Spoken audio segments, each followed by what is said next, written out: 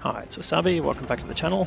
Today's battle's on the Prokoropka map, and we've got Stife from Pity Clan, and he's in the T95 FB4201 Chieftain.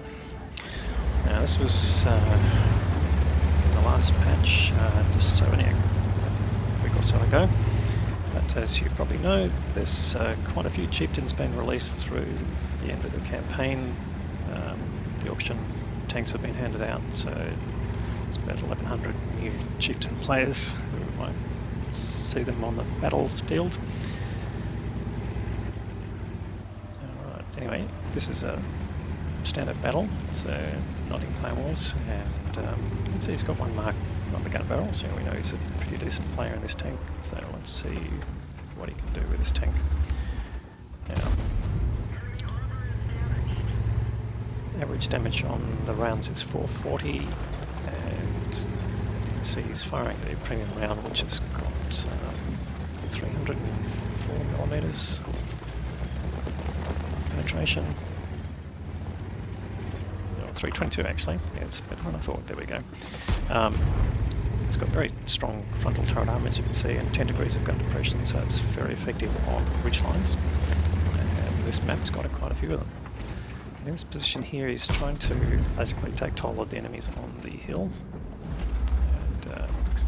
Reload time, depending on the options you've got on the tank in terms of modules, is about 8 seconds, so it's pretty decent DPM. It's around about 3.2k.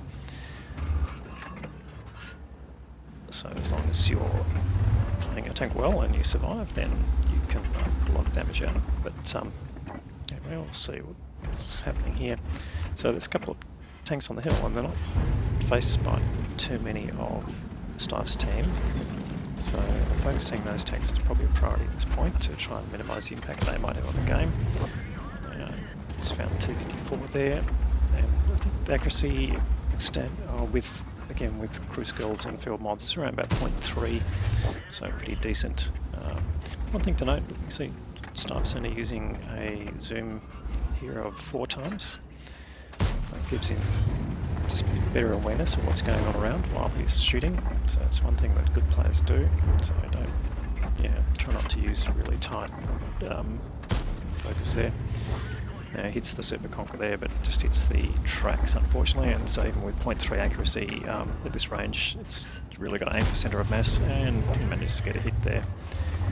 But still a lot of tanks on the hill there, and don't think anything's really going to stop them, but while they're going, Stife will try and take some hit points off them.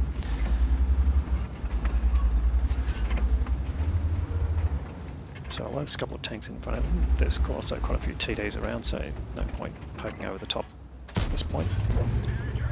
Particularly while there's targets you can farm, and you can just have a look at the mini-map circle there. These targets are right at the edge of his view range, which should be around about 470 meters or so. So good chance they're not even spotting who's shooting at him. Tanks a bit closer to the railway line probably do get spotted while they're shooting.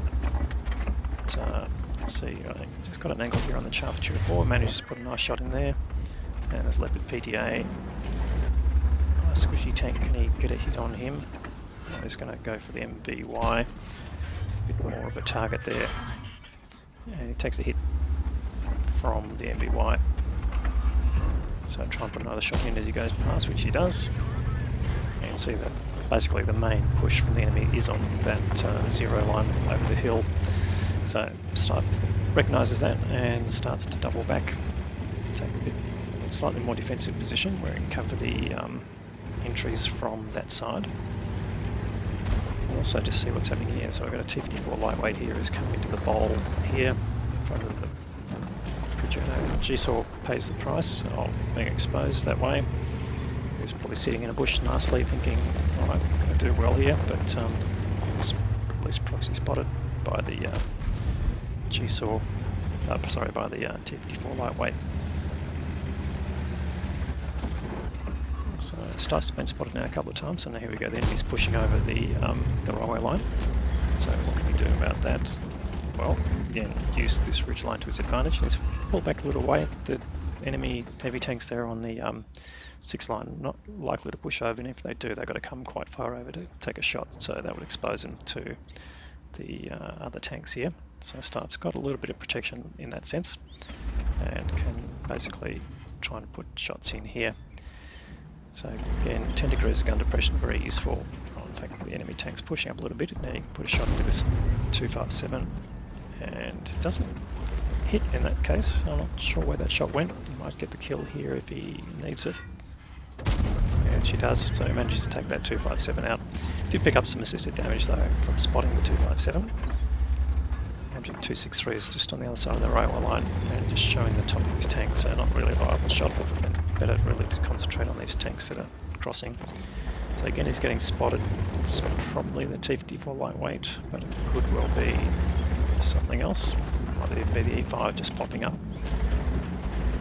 And because you only need to have the top of your commander's hatch visible to do spotting, just in case you weren't aware. Blind shot there onto the hill and kills the Charge Infantry of 4. So just really pays to shoot at the obvious bushes. And he's managed to get the 705 there, who's then gets taken out by the 07, and the MBY, sorry, the MBY, it's the M5Y I should say, goes down and then comes back again, so he might get another shot as he goes over. No. But certainly put a fair bit of heat on that M5Y.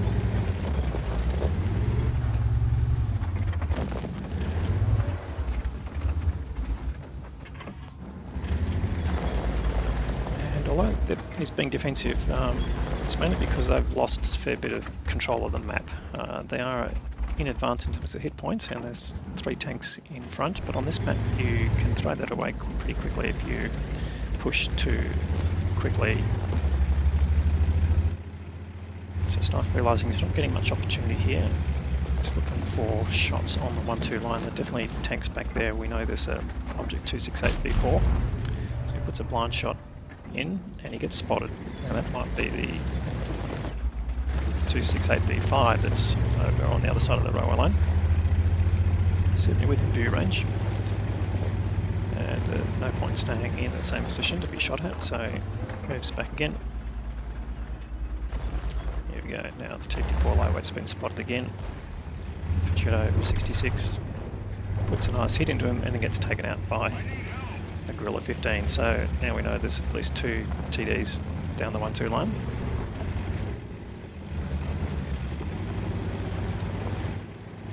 Staff coming here, keeping well down below the road line. He doesn't want to get exposed to the mini tanks up on the hill, the slope that's here. But coming up here hasn't been spotted, so pretty good chance they might be up in the bushes here, so let's put a blind shot in there. No, not just yet. Alright, the Batchat's moving up here now. He's got there's the 268B4, puts a shot towards him, but unfortunately it doesn't get the lower plate, but there's another target there. It's a Centurion 7-1. And he puts a nice shot into him, and he gets taken back to the garage by the Striv. So the Batchat basically playing with a bit more confidence now that he knows he's got a tank to back him up. Staff just pushing up now. He knows where the 268 is. He goes for him again. No, he holds his shot there. Sees the Guerrilla instead, who actually bounced around off him. Snaps a shot towards him, but unfortunately that didn't connect either. So it's a slight dilemma here, but the Guerrilla can't really stay too close. Staff does hit him this time, and he can move a bit closer towards him and really put the Guerrilla at a disadvantage. Although that did stop him connecting right then, so it's taken the Staff down to 574, but I think he'd be able to take the Guerrilla out. Oh, there's someone else has, so that's fine. But now we've got the 268V4. Now he doesn't quite have enough gun depression there, and then again he would be lit by the E5 to shoot at, so he fires a shot to the E5, goes dark just as he fires, so no indication of the damage there. Well, it looks like he did connect, it's a bit hard to tell. And he's just not quite got a shot there. So he should be able to move up and get side shots on the 268B4, but that's not needed now. He gets taken out by the Guerrilla 15. So coming up here now to try and take shots at the E5, but he's gone down playing ridge lines himself, so no real shot there. There's the 263, who's on the other side of the railway line. And he might get a shot on him right there. Yes, he does. So nice shooting there. It's just under 7,000 hit points of damage so far. It's only 4 3/4 minutes to go, so 3 more tanks to kill. They should do this. Don't see this is coming out as a draw, so Stark comes in here to try and lock up this E5, and he's been left on only 27 hit points, and the 268 V5 has been spotted and he's got full hit points, so Stark makes an interesting choice here. Leaves the E5 to the Fock 155, and he's going for maximum damage here. Goes for the biggest target he can find, which is the 268 V5. Sitting there on 2,000 hit points, so plenty of damage to farm. How much of it can he get for himself is the question. Gets one successful shot in. Nice high roll there, getting just over 500 hit points. And you can see a decent roll rate here. Takes a hit just on the top of his turret from the V5, which doesn't do any real damage apart from his rangefinder, which he doesn't really need at this range. Puts another shot on the object, 8.3k, and the object goes down. There's only the 263 left, and will he get there? This tank can motor along pretty nicely, get up to about 50k's with turbo. Is he going to get any chance of doing any damage? We'll have to see. No, he can't. 5.55 takes him out. So that is the end of the game. 8.3k. Let's see how many blind shots he got. Well, those blind shots actually paid off. He finished at 9,556 hit points of damage, so very close to 10k. It's always a target for people. If he managed to get one more shot, he might have finished just at 10k, but anyway, can't really count on that. But anyway, you've got another 1,900 of assisted damage from tracking and spotting, and that gives him a total of over 11.5, or just under 11.5k of combined damage. All right, they only blocked 1,500, but really didn't have a lot of shots coming towards him, so people know how strong the armor is, and they tend not to shoot at you when you've got the hold down position. Did get Confederate Award and the High Caliber Award for doing the most damage, but he only got the 3rd class Mastery Badge. Well, let's go and have a look why that was. Well, 1,213 base experience. That's excellent at tier 10, and that would normally get you well into ace tanker territory, but this is the Chieftain. There are only a small number of tanks in the game. Obviously, a few more have just been added, but most of the players playing them are the top players on this server. So yeah, obviously the ace tanker mark is a lot higher for this particular tank at tier 10, where most of the average is around about 1,000. This one's probably in the 1,400s or so for ace tanker badge. Anyway, he finished well on top there in terms of base experience, and of course with damage. No one even came close, so he really dominated the game there. There were a few that did nearly 3k, but only really 3 of them got into those over, well, 4 actually, over 2.5k.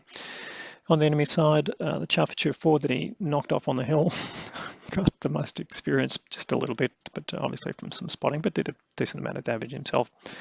And the 268 V4 did just under 3.5k, but all round Star's team did a little bit better, and of course with Star's contribution really had the most impact on the game there. All right, so 533 shots. Now that is excellent for a heavy tank, but obviously it is a high performing gun. 26 hits out of that, 23 penetrations. So he was using his premium ammunition there, so no excuses, I guess. But you can see nearly 6.3k done at a distance of more than 300 meters. So a fair bit where the reticle is as big as the tank that you're shooting at. So pretty good shooting then in that circumstance. All right, so didn't actually have any bonuses running. So you can see quite expensive to repair the vehicle. He did get down to 500 hit points left. Spent 150k on ammunition and lost a total of 66, but he's trying to mark the tank and he's going to do whatever he can to do that, and this would have taken him well on the way to getting a second mark.